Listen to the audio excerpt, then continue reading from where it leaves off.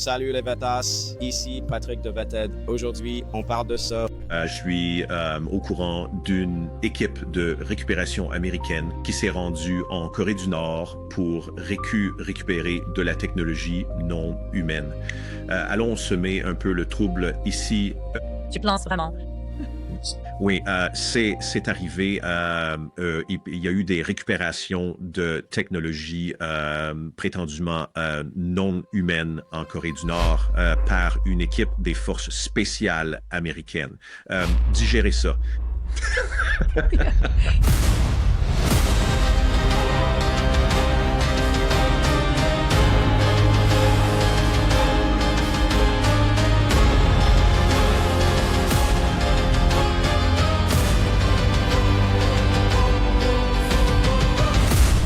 Salut les Vetas, merci pour le pouce bleu, ça aide énormément la chaîne. Et si vous n'êtes pas encore abonné, cliquez sur le bouton. Aujourd'hui, on parle de Ross Coulthart et de ses révélations, oserais-je dire, fracassantes.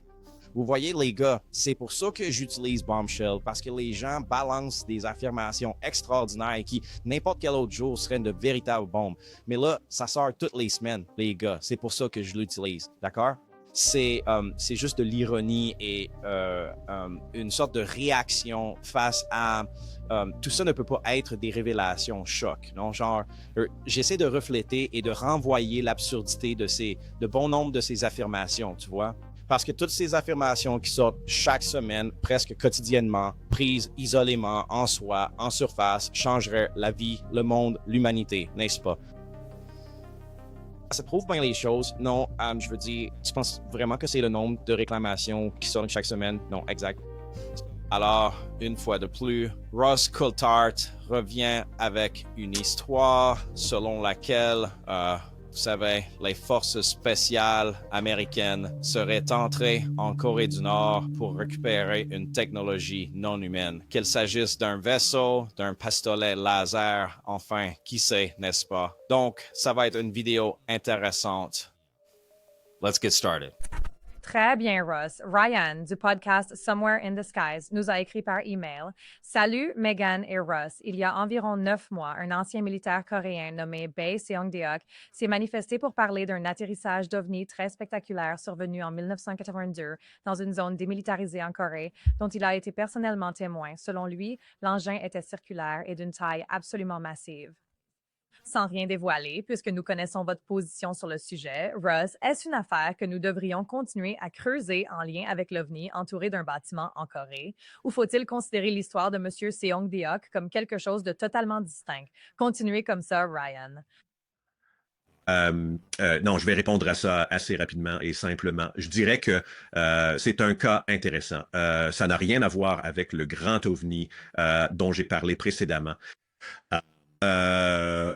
Mais c'est certainement un cas fascinant. Et tout à fait indépendamment de ces deux cas, je suis au courant d'une équipe de récupération américaine qui est allée en Corée du Nord pour récupérer de la technologie non humaine. Allons semer un peu le trouble ici.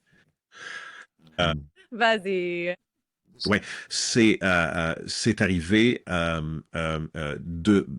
des récupérations de technologies prétendument non humaines ont été effectuées en Corée du Nord par une équipe des forces spéciales américaines. Digérez ça. Tu t'es lancé, tu n'as pas pu t'en empêcher. D'accord. Donc, la fin est assez hilarante. Je veux dire, d'un côté, je comprends. Ross est joueur, il s'amuse et vous savez, pas de souci. Hein? Je comprends. Vous enregistrez, vous rigolez, c'est tout. Je comprends. Mais en même temps, c'est genre, va te faire voir. Va te faire voir à qui on s'adresse. Hein? À qui on s'adresse. Tu sais, ouais, je pense que les gens comme Ross sont contrariés que les gens. On demandé des preuves dès qu'il parle. Tu vois, il arrive avec une histoire. Hey, on vient de me dire ça, je ne fais que te le répéter. Tu vois, et là, tu demandes, bon, et les preuves? Bah, il ne t'en prend pas à moi. Eh bien, tu veux les éloges pour avoir sorti l'histoire, mais pas les critiques sur l'absence de preuves. C'est ça. Donc, encore une fois, une autre affirmation extraordinaire qui changerait le monde, qui changerait l'humanité, n'est-ce pas?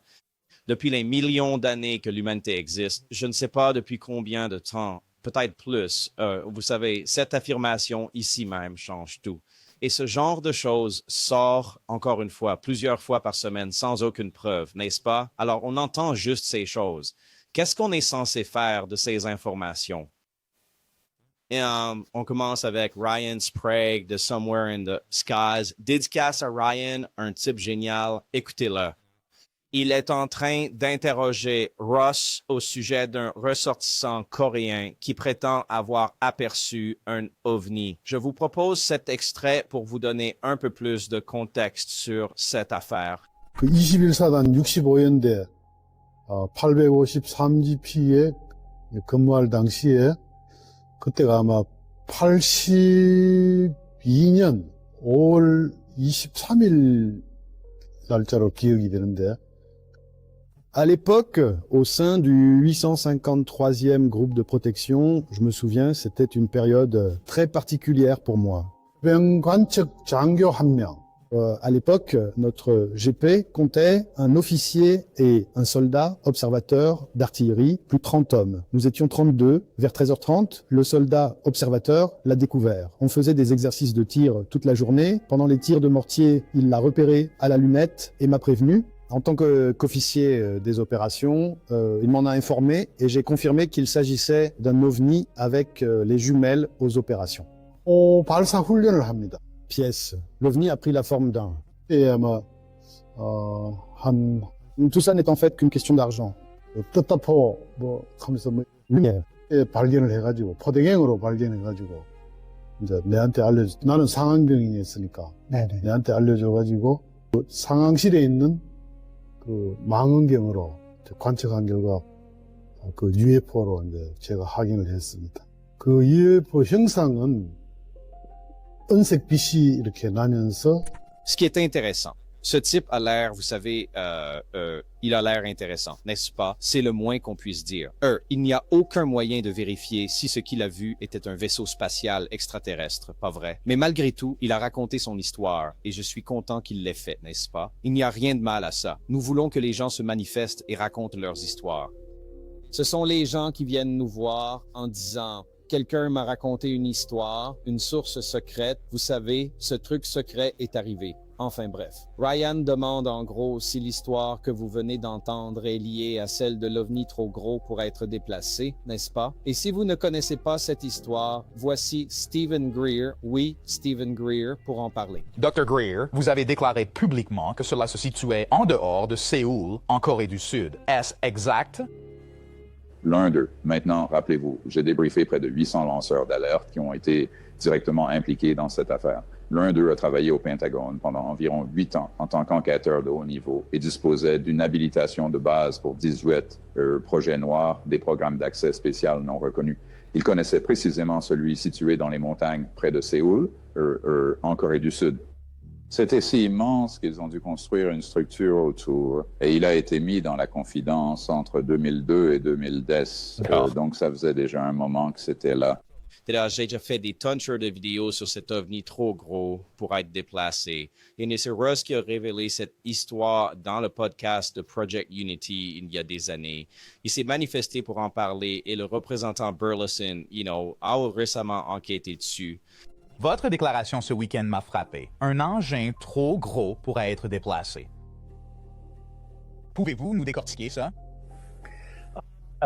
On m'a dit dans un CIF et aussi en dehors qu'il y a un engin sur un site dans un pays étranger qui est trop gros pour être déplacé. Ils ont construit un bâtiment autour. C'est dans un pays étranger et c'est une installation américaine. Je ne peux pas en dire plus. C'est sûrement une base militaire américaine. Je ne peux vraiment rien dire de plus. Ce que je peux dire, c'est que ce serait tout un périple pour y arriver. Je vais continuer à faire des recherches. mais personne ne disait où ça se trouvait et tout le monde cherchait à savoir jusqu'à ce que Stephen Greer en parle et dise carrément que c'est en Corée du Sud, près de Séoul plus précisément, n'est-ce pas? Ce qui est près de la frontière avec la Corée du Nord, non? Séoul est dans le nord de la Corée du Sud, juste à la frontière, c'est ça? Donc, apparemment, tu sais, est-ce que ces trucs sont liés? Enfin, je suppose que c'est ce que Ryan demandait. Et, tu sais, Ross fait genre, non, mais laisse-moi te parler de cet autre truc, tu vois. Cet autre incident nord-coréen qui a eu lieu. Attends, quoi? Je ne sais pas si les gens comprennent les enjeux liés à la Corée du Nord. Vous voyez à quel point la Corée du Nord est complexe et la relation qu'entretiennent la Corée du Nord et la Corée du Sud, n'est-ce pas?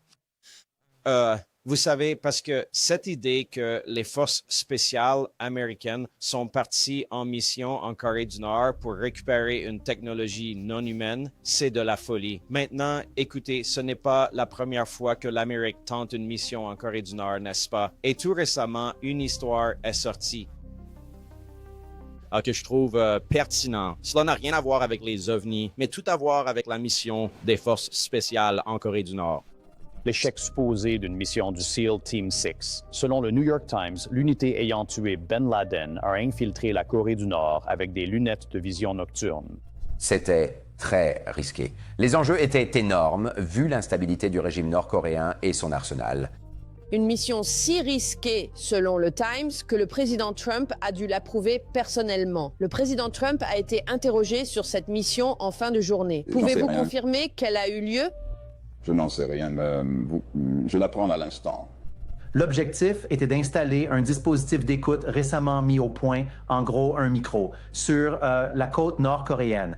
Et la façon dont les États-Unis comptaient s'y prendre était d'infiltrer un sous-marin à propulsion nucléaire jusqu'au plus près de la côte, puis de déployer 2 petits mini-sous-marins transportant une petite équipe de Navy SEALs. Ces Navy SEALs devaient rejoindre la plage, débarquer et installer.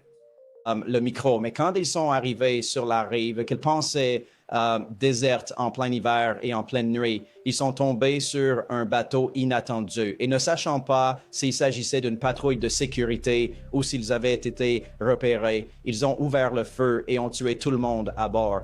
Les SEALs auraient utilisé 2 mini-sous-marins pour s'approcher au plus près du rivage. Écoutilles ouvertes, ils portaient des combis chauffantes contre l'eau glaciale. Les SEALs ont rejoint le rivage à la nage. Leur priorité, passer inaperçus. Ils ont coupé toute communication.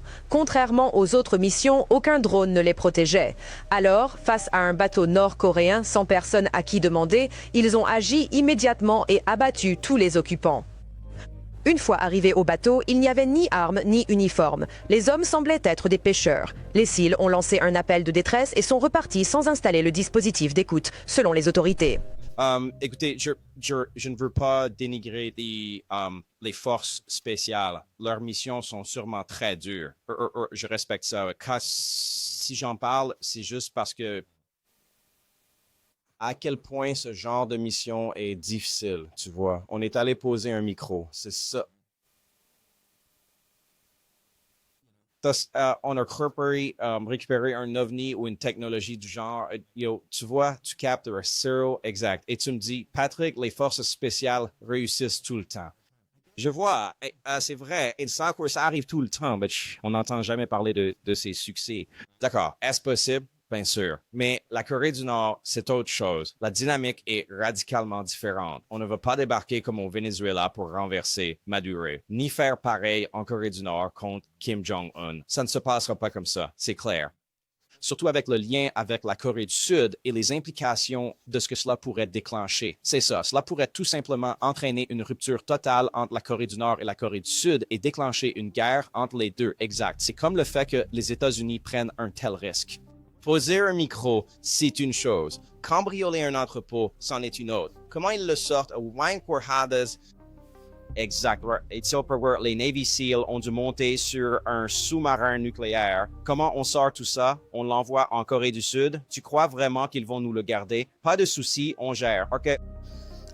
Les gens ne saisissent pas vraiment la dynamique entre les deux Corées.